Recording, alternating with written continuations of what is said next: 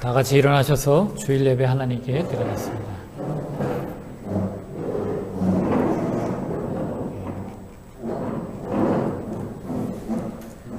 여호와는 너를 지키시는 이시라.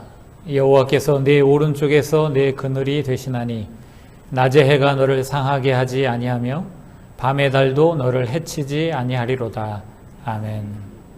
고마우신 아버지, 지난 한 주간도 은혜의 날개 아래 저희를 품어주셨다가 복된 주일 아버지 앞에 예배로 나오게 하시니 감사드립니다.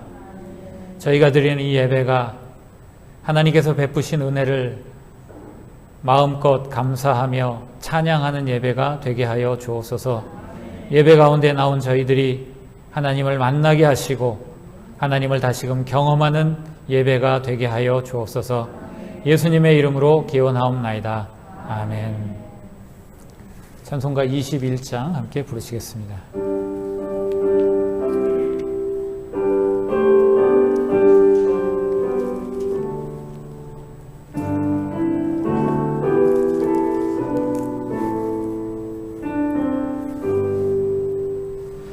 다 찬양하여라 전능한 창조의 주께 내 오너 주 찬양 평강과 구원의 주님 성도들아 주 앞에 나와 즐겁게 찬양하여라.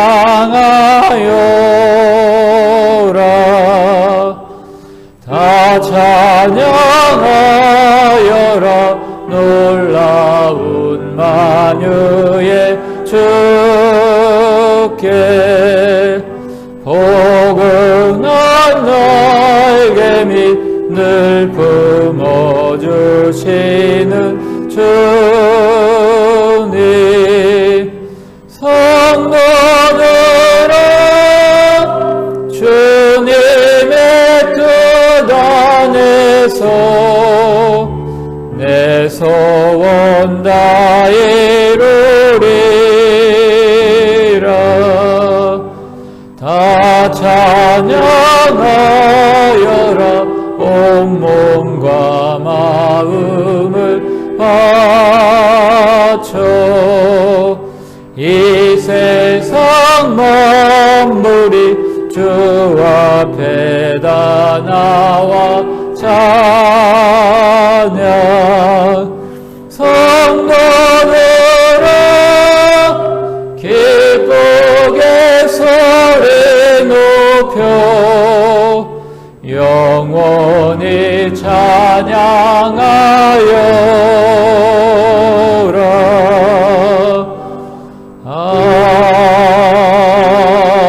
아멘. 교독문 48번으로 교독하시겠습니다.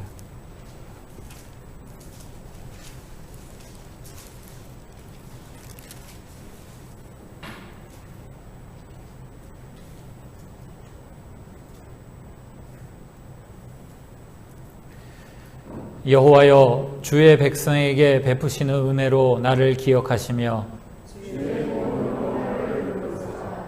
내가 주의 택하신 자가 형통함을 보고 주의 나라의 기쁨을 나누어 가지게 하사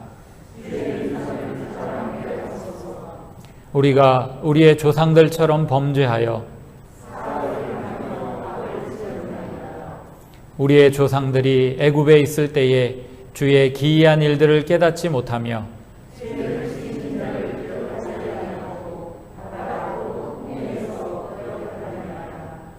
그러나 여호와께서는 자기의 이름을 위하여 그들을 구원하셨으니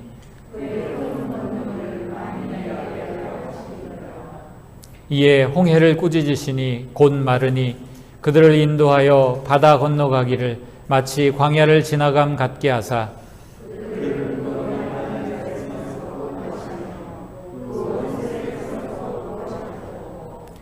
그들의 대적들은 물로 덮으심에 그들 중에서 하나도 살아남지 못하였도다.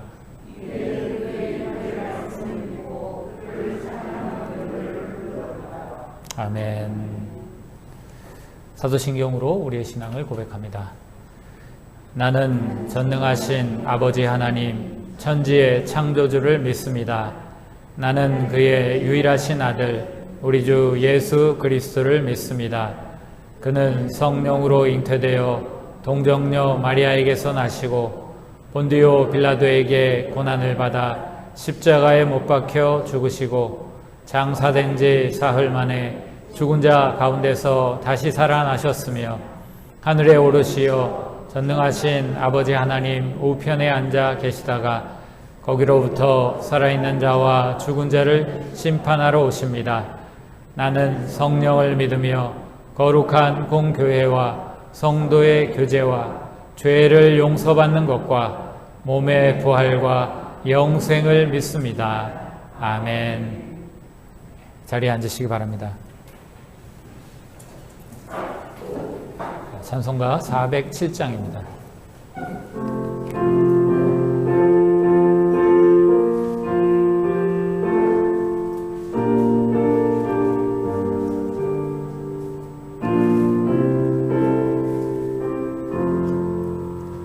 구주와 함께 나 죽었으니 구주와 함께 나 살았도다. 영광의 그날에 이르도록 언제나 주만 바라봅니다. 언제나 주는 날 사랑하사 언제나 새 생명 주시나니 영광의 그날에 이르도록 언제나 주만 바라봅니다. 마음속에 시험을 받을 때와 무거운 근심이 있을 때에 주께서 그때도 같이 하사 언제나 나를 도와주시네. 언제나 주는 날 사랑하사 언제나 새 생명 주시나니 영광의 그날에 이르도록 언제나 주만 바라봅니다. 뼈 아픈 눈물을 흘릴 때와 쓰라린 마음으로 단식할 때 주께서 그때도 같이 하사 언제나 나를 생각하시네. 언제나 주는 날 사랑하사 언제나 새 생명 주시나니 영광의 그날에 이르도록 언제나 주만 바라봅니다. 내 몸의 약함을 아시는 주 못 고칠 질병이 아주 없네. 괴로운 날이나 기쁜 때나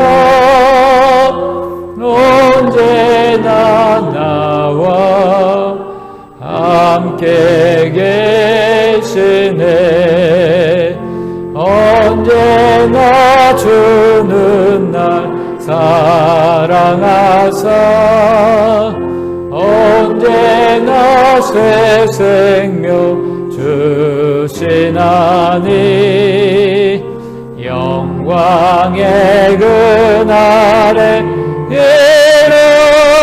이르도록 언제나 주만 바라봅니다.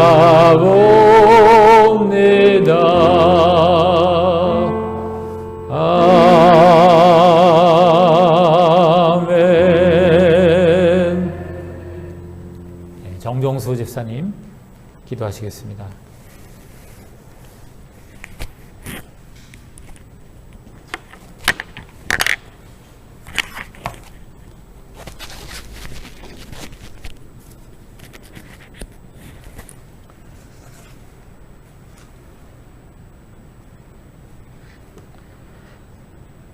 참 고맙고 감사하신 아버지, 은혜의 사랑 감사합니다.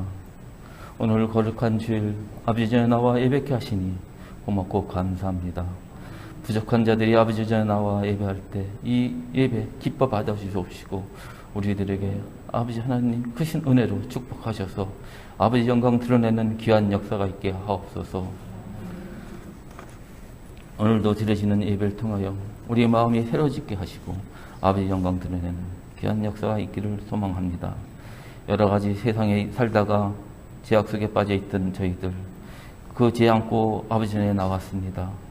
용서하여 주시옵소서. 모든 죄를 회개하며 나가는 우리 모두가 되기를 원합니다. 미움, 질투, 분노, 시기, 어느 것 하나 내려놓지 못한 모습 속에 있는 저희들을 용서하시고 아버지 뜻을 쫓는 우리 모두가 되게 도와주시옵소서. 오늘도 이 예배를 통하여 우리가 새로워지기를 원합니다. 아버지 하나님, 우리 예배를 주관해 주시고 예배를 통하여 우리가 새로워지는 역사가 있게 하옵소서. 이에 수고하시는 우리 목사님, 백번원 목사님을 기억하시고 그 영혼의 영적 충만케 하셔서 아버지 말씀을 대언할 때마다 증거할 때마다 성령님 함께 해주시고 그 성령을 통하여 함께하는 우리 성도들 그 심령마다 새로워지는 역사가 있게 하옵소서.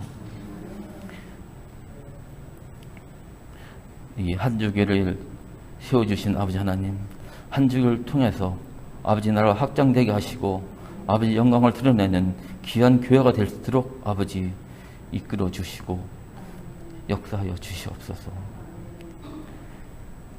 심히 어려운 가운데 있는 이 나라 이 민족을 기억하여 주시옵소서.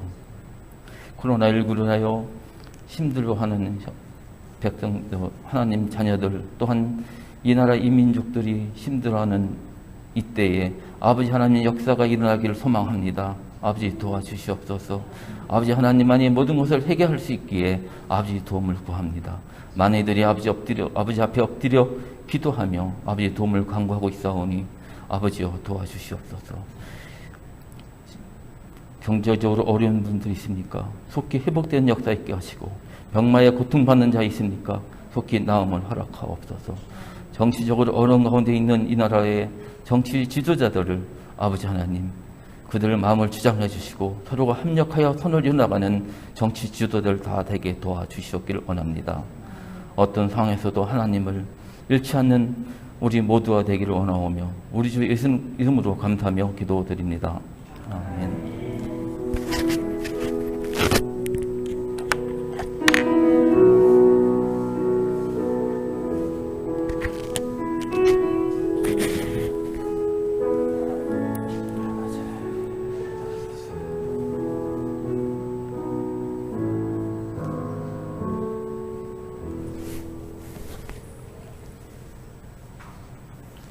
오늘 우리에게 주신 하나님의 말씀은 신약성경 고린도후서 1장 3절로 11절까지 말씀입니다.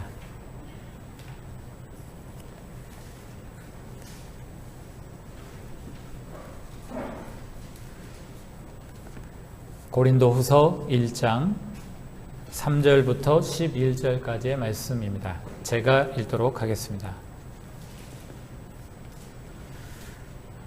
찬송하리로다. 그는 우리 주 예수 그리스도의 하나님이시요 자비의 아버지시요 모든 위로의 하나님이시며 우리의 모든 환난 중에서 우리를 위로하사 우리로 하여금 하나님께 받는 위로로서 모든 환난 중에 있는 자들을 능히 위로하게 하시는 이시로다.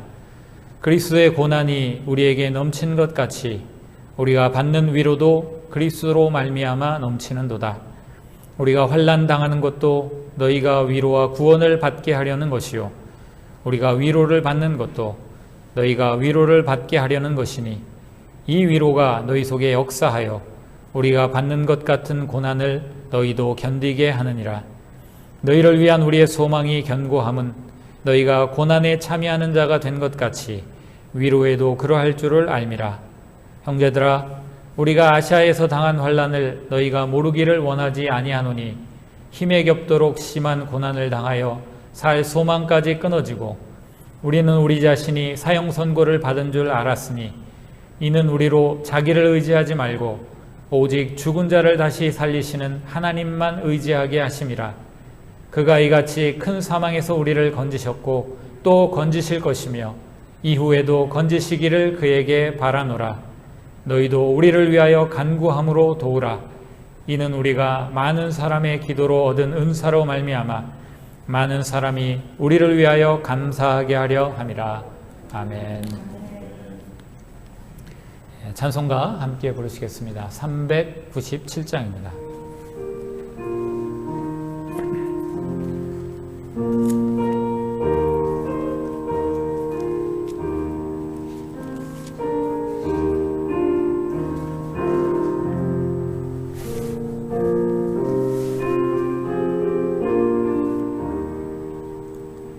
주 사랑 안에 살면 두려움 없으며 그 사랑 변함없어 늘 마음 편안하. 저 폭풍 몰아쳐서 내 마음 떨려도 주 나의 곁에 계셔 겁낼 것 없어라. 주 나의 목자시니 부족함 없으며 주 인도하는 대로 늘 따라가리라. 그대의 나를 깨쳐 내 앞길 밝히니 나 주의 길을 따라 주 함께 살리라. 저 넓고 푸른 들판 내 앞에 열리고 그 검은 구름 거쳐 새 하늘 보인다. 그것은 나의 소망 전한 생명길 참 보배 되신 주님 늘 함께 하소서.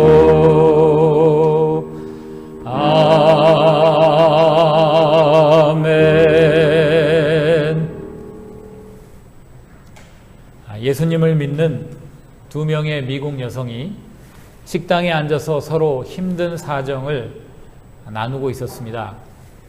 그들의 대화 가운데는 당연히 주님이라는 말도 섞여 있었습니다.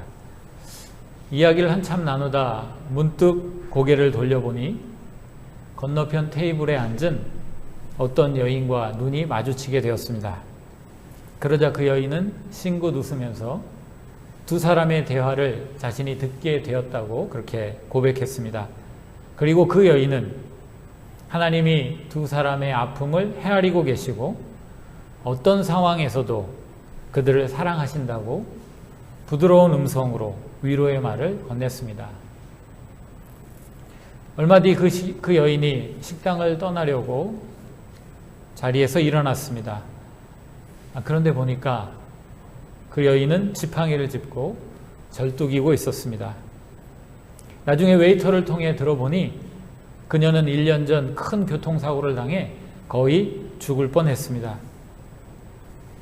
그리고 재활병원을 수없이 들락날락 하다가 남편에게 이혼까지 당했습니다.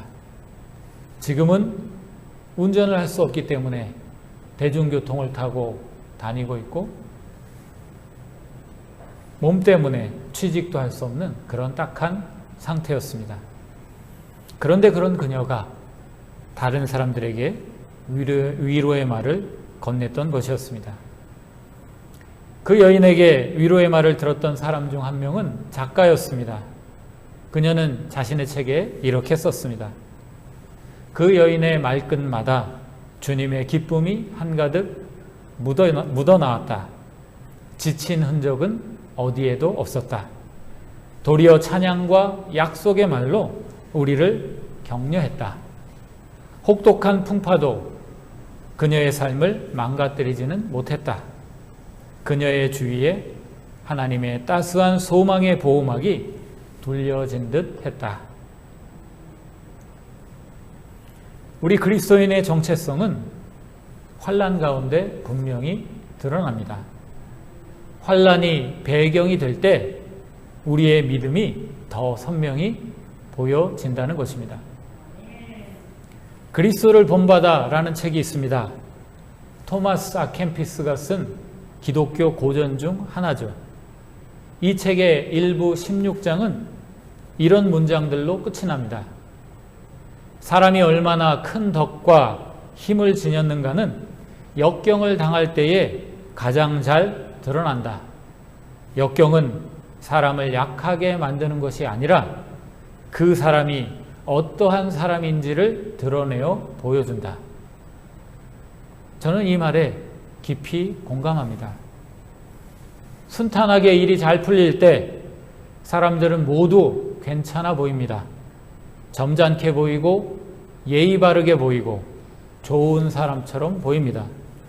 하지만 어려움이 닥쳐서 그 사람을 한번 흔들어 놓으면 이야기가 달라집니다. 우리가 흔히 바닥이 보인다라는 말을 하지 않습니까? 그동안 한 번도 보지 못했던 그 사람의 연약한 모습, 추한 모습이 드러나게 됩니다. 그런데 바로 그 모습이 그 사람의 진짜 모습이라는 것입니다. 환난 때문에 그 사람이 변한 게 아니고 그게 본래 그 사람인데 환난으로 인해 비로소 진짜 모습이 드러나게 된 것뿐이라는 것입니다. 사랑하는 여러분, 환난 가운데 여러분은 어떤 모습입니까? 고난이 닥쳐왔을 때 여러분의 믿음은 어디에 있습니까? 오늘 말씀은 환난의 사람 사도 바울이 역시 환난 가운데 있었던 고린도 교인들에게 전하는 이야기입니다. 바울 사도는 환난을 키워드로 말을 합니다. 그런데 놀랍게도 핵심은 이것입니다. 여러분, 고난이 닥쳤다고 낙심하거나 포기할 이유가 없습니다. 환난 가운데도 유익이 있습니다. 뭐라고요? 환난 가운데도 유익이 있다는 겁니다. 도대체 환난 가운데 무슨 유익이 있다는 말일까요? 우리가 환난 가운데 얻는 첫 번째 유익은 위로의 하나님을 만난다라는 것입니다. 오늘 본문 말씀은 하나님께 대한 찬양으로 시작하죠. 찬송하리로다. 그는 우리 주 예수 그리스도의 하나님이시요 자비의 아버지시요 모든 위로의 하나님이시며. 그러면서 4절에는 이렇게 찬양하는 이유를 밝힙니다. 우리의 모든 환난 중에서 우리를 위로하사 우리로 하여금 하나님께 받는 위로로서 모든 환난 중에 있는 자들을 능히 위로하게 하시는 이시로다.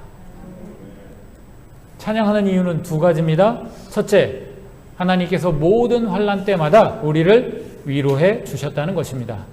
둘째, 우리가 받는 그 위로로 환난 중에 있는 다른 사람들을 위로할 수 있게 하셨다는 점입니다. 우리가 환난 중에 얻을 수 있는 최고의 유익은 우리를 위로하시는 하나님을 환난의 한복판에서 실감나게 만날 수 있는 것입니다. 제가 깊은 절망에 빠졌던 적이 있습니다.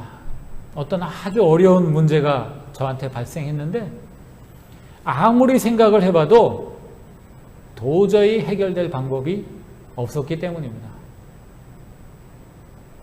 고민하고 머리를 굴렸는데 아무 해결책이 없다. 이게 느껴지게 되니까 제 마음에 절망이 찾아왔습니다. 그때 제 마음속에 든 생각은 딱 하나였어요. 끝났다. 완전히 끝났다. 그래서 완전히 자포자기한 심정으로 그냥 넋놓고 새벽에 앉아 있었습니다. 그런데 바로 그 순간 전혀 예상치 못했던 하나님의 위로가 임했습니다. 나를 향하신 하나님의 사랑이 분명하게 깨달아지기 시작했습니다. 그러자 제 마음에 변화가 생겼습니다. 하나님께서 계신데 도대체 뭐가 끝났다는 말이야? 제가 고민했던, 저를 절망에 빠뜨렸던 그 문제는 하나도 해결되지 않고 그 자리에 그대로 있었습니다. 그런데 그 문제를 바라보는 저의 마음이 바뀌었습니다. 하나님이 계시다는 것이 느껴지니까, 하나님이 나와 함께 하신다는 것이 믿어지니까, 하나님이 나를 향해 사랑하신다는 것을 깨닫게 되니까 그 깜깜한 절망 속에서 다시금 일어날 소망이 생기더라는 것입니다. 바울사도도 동일한 경험을 고백하고 있습니다. 8절과 9절 말씀에 바울사도는 이렇게 말합니다. 여러분, 제가 아시아에서 정말 죽을 경험을 했습니다. 산 소망이 다 끊어지고 내 마음에 사형 선고를 받은 것과 같이 되었습니다. 그런데 그때 하나님이 저에게 위로의 은총을 허락해 주셨습니다. 하나님이 나에게 이런 은총을 허락해 주신 이유는 제가 깨달은 바에 의하면 이렇습니다. 9절 하반절 바울사도는 이렇게 말합니다. 이는 우리로 자기를 의지하지 말고 오직 죽은 자를 다시 살리시는 하나님만 의지하게 하심이라. 바울사도는 무엇을 깨달았습니까? 우리 인생이라는 것은 내 자신에 달린 것이 아니라 하나님께 달린 것이구나. 내 인생에 중요한 것은 내 자신이 아니라 하나님 그분뿐이시구나. 하나님만 계시면 내 인생에 어떤 고난도, 어떤 환난도, 어떤 문제도 큰 문제가 되지 않구나. 바울사도는 이 사실을 분명히 깨닫고 바로 이 내용으로 우리에게 권면하고 있는 것입니다. 사랑하는 여러분, 사실 그리스도인의 인생이 하나님 한 분만으로 충분하다는 것은 환난 때만 해당되는 것이 아니죠. 우리의 모든 인생이 하나님 한 분만으로 충분합니다. 그런데 문제는 뭐예요? 우리는 평상시 하나님 한 분만으로 충분하다고 여기지 않는다는 겁니다. 아무 문제가 없을 때, 순탄할 때, 평안할 때 우리는 하나님 한 분만으로 살아가지 않고 하나님 한 분만 의지해서 살아가지 않고 내가 가진 것, 내 능력, 나를 의지해서 우리는 살아가곤 합니다. 그러다가 환난이 닥칩니다. 문제가 우리를 덮칩니다. 그러면 우리는 어떻게 합니까? 낙심하고 꼬꾸라집니다. 실망합니다. 절망합니다. 믿음이 땅 속을 뚫고 나락으로 떨어져 내립니다. 그러다 하나님이 은혜를 베푸셔서 우리를 건지십니다. 우리를 붙들어 주십니다. 하나님의 사랑을 우리에게 깨닫게 해주십니다. 그때에서야 비로소 우리는 다시금 깨닫습니다. 아, 그래. 내가 하나님 한 분만으로 충분한 존재였지. 내 인생이 하나님 한 분만 있으면 넉넉한 인생이었지. 그동안 내가 많은 것이 필요하다고 착각하면서 그것을 쫓으며 그것에 의지해서 살아왔는데 사실 그게 진리가 아니었지. 진실은 하나님 한 분만으로 충분한 것이었지. 우리는 비로소 환난의 한복판에서 이런 평범한 인생의 진리를 깨닫게 된다는 것입니다. 사랑하는 여러분, 환난이 여러분을 덮칩니까? 고난 가운데 여러분이 처해 있습니까? 낙심하지 마십시오. 절망할 필요 없습니다. 하나님을 바라보십시오. 하나님께 초점을 맞추십시오. 하나님을 다시금 붙잡으면 하나님이 여러분에게 하나님 한 분만으로 충분한 것이 바로 여러분의 인생이라는 것을 다시금 깨우쳐 주실 것입니다. 우리가 다시 일어나는 방법은 이런 방법밖에 없습니다. 우리가 절망의 한복판에서도 용기를 낼 수 있는 길은 이 믿음밖에 없습니다. 사랑하는 여러분, 여러분은 환난 가운데서나 고난의 한복판에서도 하나님께 소망을 두고 하나님을 붙잡음으로 위로의 하나님을 다시 만나시는 여러분들이 되실 수 있기를 바랍니다. 환난을 겪으면서 우리가 얻게 되는 유익이 또 한 가지 있습니다. 그것은 우리 모든 성도들이 사실은 한 몸이었구나 라는 사실을 다시금 확인하게 된다는 것입니다. 바울 사도는 오늘 말씀을 보면 자신이 겪는 고난을 그리스도의 고난이다 이렇게 말하고 있습니다. 그리고 자신이 받는 위로도 그리스도를 통해 받는다 그렇게 말하고 있습니다. 이 말은 고난이든지 위로든지 자신이 경험하는 모든 것들이 예수 그리스도와 연결되어 있다라는 그런 고백입니다. 우리가 당하는 고난은 예수님께서 겪으셨던 그 고난에 동참하는 것이고 우리가 받는 위로도 예수님께서 받으셨던 그 위로에 우리가 참여하는 것입니다. 이 말은 우리의 삶은 예수님의 삶과 분리될 수 없다는 것입니다. 우리의 운명이 예수님의 운명과 분리될 수 없는 것과 마찬가지로 우리는 지금 현재에도 예수님과 연합된 존재로 예수님과 하나로 묶인 존재로 그렇게 살아가고 있다는 것입니다. 그런데 바울 사도는 여기서 멈추지 않고 한 걸음 더 나아갑니다. 6절 말씀에 보면 이렇게 이야기합니다. 우리가 환난 당하는 것도 너희가 위로와 구원을 받게 하려는 것이요 우리가 위로를 받는 것도 너희가 위로를 받게 하려는 것이니 이 위로가 너희 속에 역사하여 우리가 받는 것 같은 고난을 너희도 견디게 하느니라. 바울 사도는 지금 어떤 이야기를 하고 있습니까? 자신이 당하는 고난 그리고 자신이 받는 위로 그것이 고린도 교인들과 별개가 아니라는 겁니다. 자신이 받는 고난이 고린도 교인들의 위로가 되고 자신이 받는 위로가 고린도 교인들의 위로가 된다는 것입니다. 그렇다면 이 반대는 해당되지 않을까요? 반대도 해당된다는 것입니다. 고린도 교인들이 고난 받으면 바울 사도의 위로가 되는 것이고 그들이 위로를 받으면 역시 바울 사도도 위로를 받게 된다는 것입니다. 바울 사도는 여기서 위대한 비밀, 그러나 우리가 놓치고 살기 쉬운 비밀을 다시금 밝히 드러내 말씀해주고 있습니다. 그것이 무엇입니까?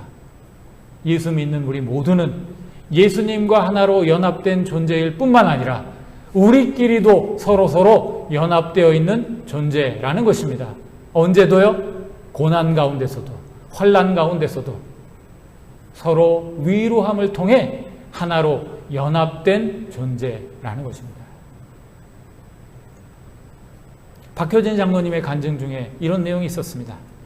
이분이 여러 곳을 다니면서 간증 사역을 하는 그런 장로님이신데 어떤 날 갑자기 영적으로 깊이 다운돼서 아무것도 하기 싫고 아무것도 할 수 없겠다라는 그런 절망적인 상태가 되었다는 겁니다. 공교롭게도 그날 대전에 가서 간증을 해야 되는 그런 날인데 상태가 이렇게 되니까 정말 낙심이 되었죠. 어떻게 할까 고민하다가 교회로 가서 기도를 하려고 했습니다. 그런데 교회 안에 앉아 있는데도 기도도 되지 않는 거예요. 시간은 자꾸 지나고 아이고 안 되겠다, 출발해야겠다, 그렇게 마음 먹었을 때 교회 한 구석에 있던 목사님이 이 장로님을 부르시는 겁니다. 장로님, 집회 가시려고 합니까? 네, 그렇습니다, 목사님. 그럼 잠깐 들어와서 기도하고 가시죠. 장로님 잘 됐다고 생각했습니다. 기도 받으면 좀 힘이 나겠지, 이런 생각을 했기 때문이죠. 그런데 목사님 방에 들어갔더니 목사님이 장로님에게 이렇게 이야기하는 겁니다. 장로님, 저한테 안수기도 좀 해주십시오. 그랬더니 장로님 앞에 목사님이 무릎을 딱 꿇은 겁니다. 아니 목사님, 무슨 말입니까? 제가 기도받아야 되는데 이게 뭐 하시는 겁니까?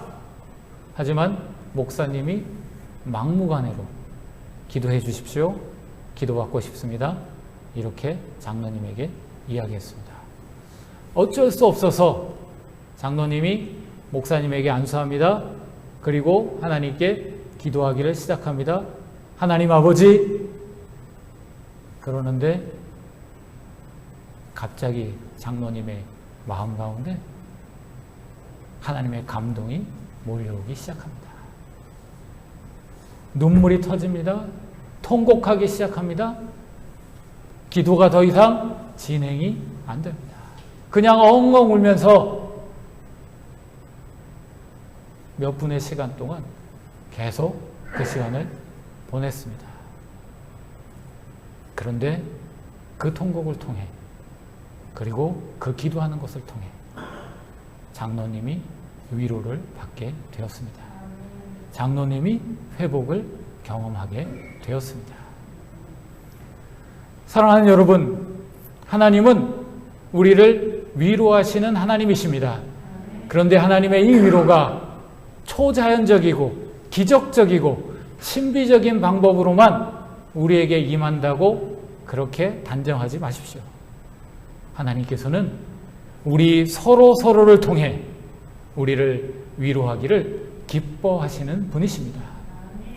하나님은 바로 그것을 위해서 우리에게 뭘 명하셨습니까? 서로 위해 기도하라고 명령하신 것입니다. 오늘 본문 11절에도 바울 사도가 뭐라고 말하고 있습니까? 이렇게 말하고 있지 않습니까? 너희도 우리를 위하여 간구함으로 도우라. 이는 우리가 많은 사람의 기도로 얻은 은사로 말미암아 많은 사람이 우리를 위하여 감사하게 하려 함이라.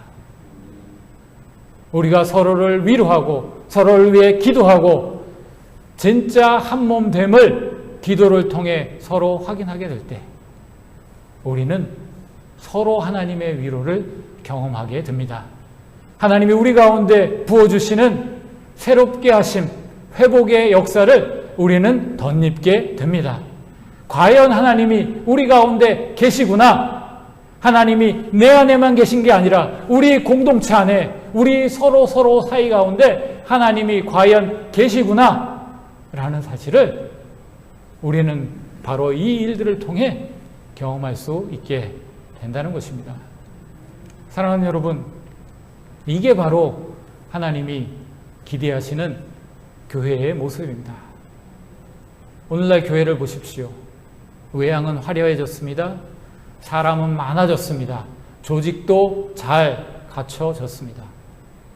그런데 그 안에 진정한 한몸됨이 있습니까? 나의 아픔이 저 사람을 위로하고 저 사람의 위로가 나를 위로해주는 그런 하나님의 위로의 역사가 교회 안에 있느냐는 말입니다. 만일 이 역사가 그쳐졌다면, 만일 하나님의 이 위로가 교회 안에서 찾아볼 수 없다면 그것은 더 이상 교회라고 말하기 어려울 것입니다. 우리 한주교회는 하나님의 이 위로하심의 역사가 회복되는 교회가 되기를 원합니다. 우리 각 사람의 아픔이, 우리의 고통이 도리어 다른 사람들을 위로하는 그런 역사가 나타날 수 있기를 바랍니다. 내가 저 사람을 위로함으로 저 사람이 힘을 얻고, 그리고 저 사람이 다시 나를 위로해주는, 서로를 살려주는 공동체, 하나님의 위로하심이 충만히 경험되는 공동체, 바로 이런 공동체가 우리 한주교회가 될 수 있기를 바랍니다. 이런 공동체가 될 수 있도록 우리 모두가 하나님 앞에 우리 자신을 드리고 하나님을 주목하며 하나님을 따라가는 한주교회 모든 성도들이 되실 수 있기를 주님의 이름으로 축복합니다. 기도하겠습니다. 고마우신 하나님, 은혜를 감사합니다. 오늘 말씀을 통해 우리가 아플 때, 우리가 환난당할 때 하나님이 우리를 위로하시는 분 되심을 다시금 들려주시니 감사합니다. 위로하시는 하나님을 저희가 바라보게 하여 주옵소서. 위로하시는 하나님을 날마다 때마다 붙잡게 하여 주옵소서. 이 하나님의 위로하심에 힘입어서 하나님이 지체로 붙여주신 우리 형제 자매들을 위로하고 세워주는 저희들이 되게 하여 주옵소서. 한주교회가 이런 하나님이 기뻐하시는 위로의 공동체가 될 수 있도록 주님이 역사하시고 붙잡아 주옵소서. 예수님의 이름으로 기도드리옵나이다. 아멘.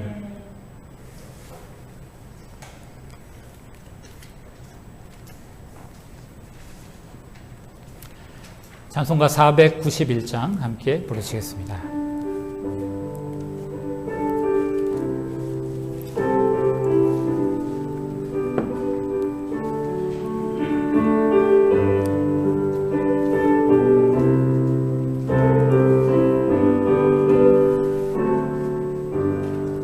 저 높은 곳을 향하여 날마다 나아갑니다.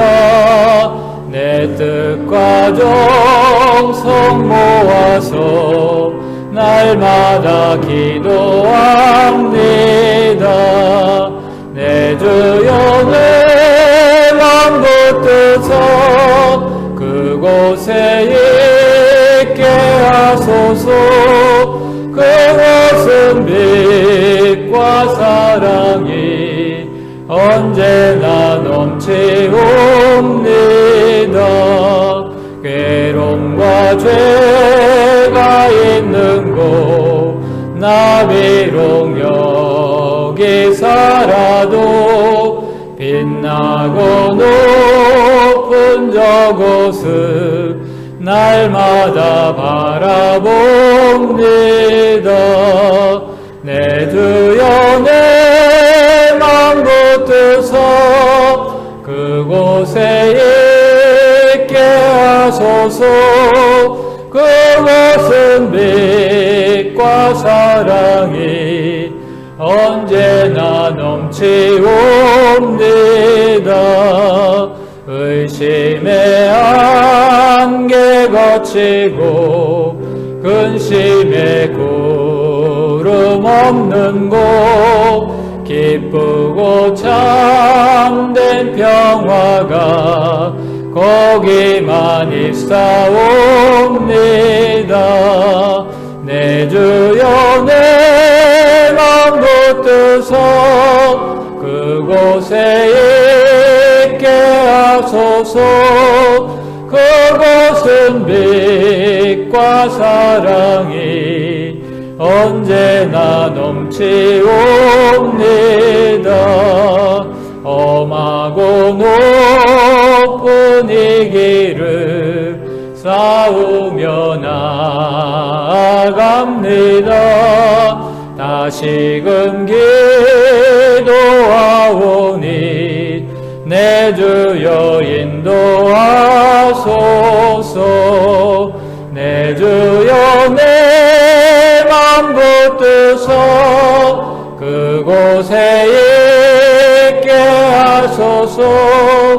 그곳은 빛과 사랑이 언제나 넘치옵니다. 내 주를 따라 올라가 저 높은 곳에 우뚝 서 영원한 복락 누리며 즐거운 노래 부르리. 내 주여 내 맘 붙드소 그곳에 있게 하소서. 그곳은 빛과 사랑이 언제나 넘치옵니다.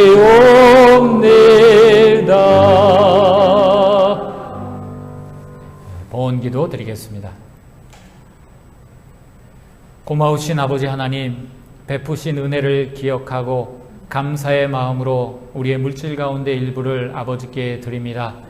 저희가 드리는 이 헌금이 아버지 기뻐 받으실 만한 참된 헌금이 되게 하여 주옵소서. 이 헌금을 드리는 모든 주의 백성들, 주님께서 더 큰 믿음을 선물하여 주셔서 시간이 지날수록 오직 하나님께 감사하고 기쁨의 찬양만을 올려드리는 참된 믿음의 사람들이 다 되게 하여 주옵소서. 이 헌금이 쓰이는 곳에도 은총을 베풀어 주셔서 아버지의 이름이 높아지게 하시고 예수를 모르는 자들이 예수님 앞으로 돌아오는 역사가 나타나게 하여 주옵소서. 예수님의 이름으로 보온기도 드리옵나이다. 아멘.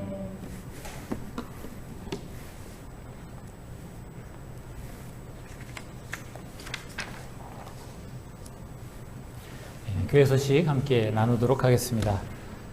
여러분, 한 주간 묵상하실 말씀 주보에 기록되어 있습니다. 고린도후서 1장 10절 말씀입니다. 우리 한 목소리로 같이 한번 읽어보도록 하겠습니다. 그가 이같이 큰 사망에서 우리를 건지셨고 또 건지실 것이며 이후에도 건지시기를 그에게 바라노라. 아멘. 이것이 우리의 믿음입니다. 이 믿음으로 승리하시는 여러분들 되실 수 있길 바랍니다. 광고를 드리겠습니다. 예배 시작하러 여러분들이 교회에 나오셨을 때 10분 전에는 예배 준비에 집중해 주실 수 있기를 바랍니다. 예배는 하나님께 우리가 드리는 것이죠. 우리가 오래간만에 만난 분들이 많기 때문에 서로 반갑게 인사 나누시고 또 예배 준비로 분주한 경우가 많이 있지만 이제는 반가운 것 조금 멈추시고 하나님께 집중하시고 하나님께 주목해서 예배를 온전히 드리시고 예배 후에 반가운 마음을 마음껏 표현해 주시기를 부탁드리겠습니다. 자, 두 번째 광고입니다. 교회 내에서 방역 수칙을 잘 지켜주시기를 바랍니다.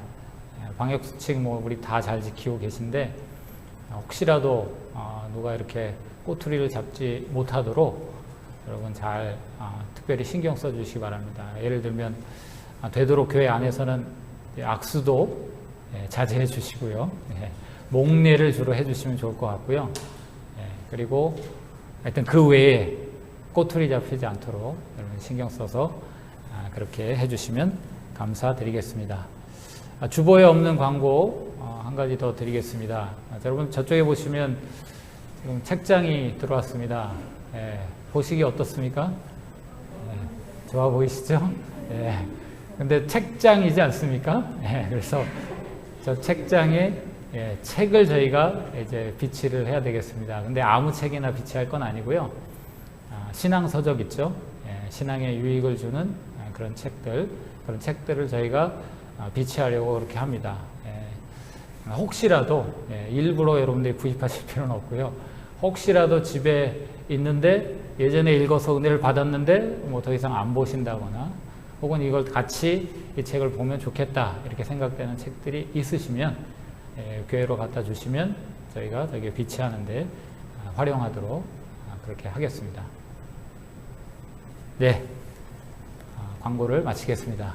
자, 다 같이 일어나셔서 서로 인사 나누도록 하겠습니다. 반갑습니다. 축복합니다. 찬송가 620장 1절 함께 부르시고 제가 축도함으로 예배를 마치도록 하겠습니다.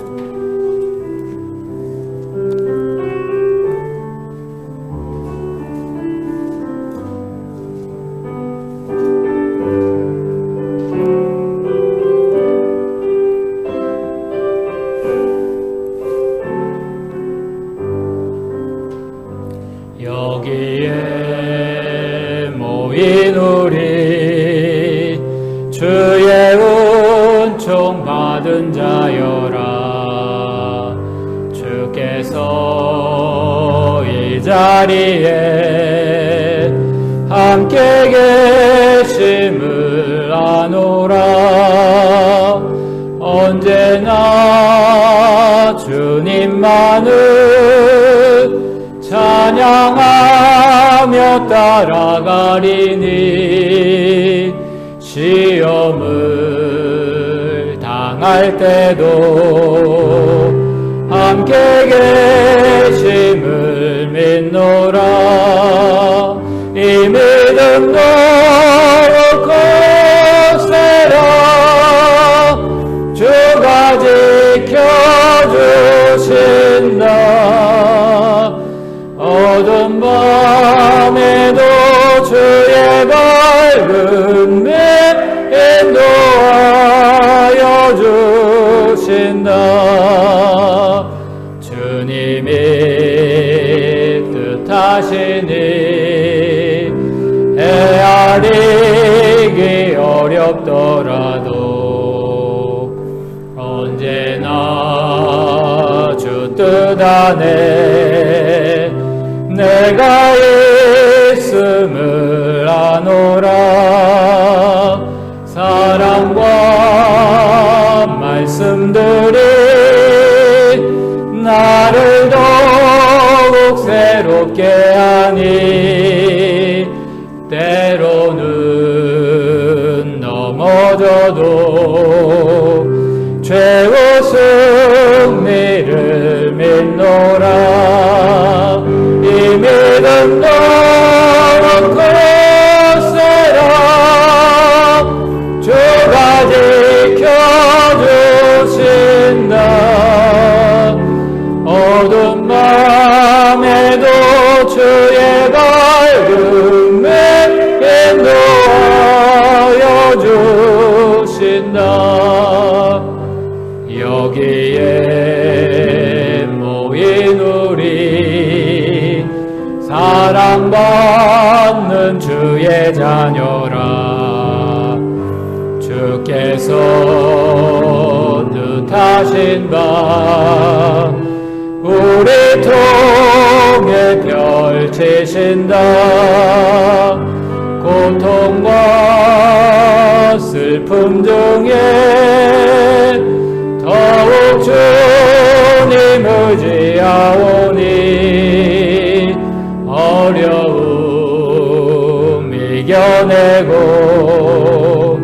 주님 더욱 찬양하라. 이 믿음 너무 거세라. 주가 지켜주신다. 어두운 밤에도 주의 밝음에 인도하여 주신다. 축도하겠습니다. 우리 구주 예수 그리스도의 은혜와 하나님 아버지의 사랑과 성령의 교통하심이 우리를 위로하시는 분 되시는 하나님을 날마다 바라봄으로 하나님 주시는 위로를 덧입고 다른 낙심한 자를 위로하는 사역에 쓰임받기로 다시금 다짐하는 이 자리 머리 숙인 모든 주의 백성들 머리머리 위에와 우리 가정과 일터 위에 영원토록 함께 계시기를 축원하옵나이다. 아멘.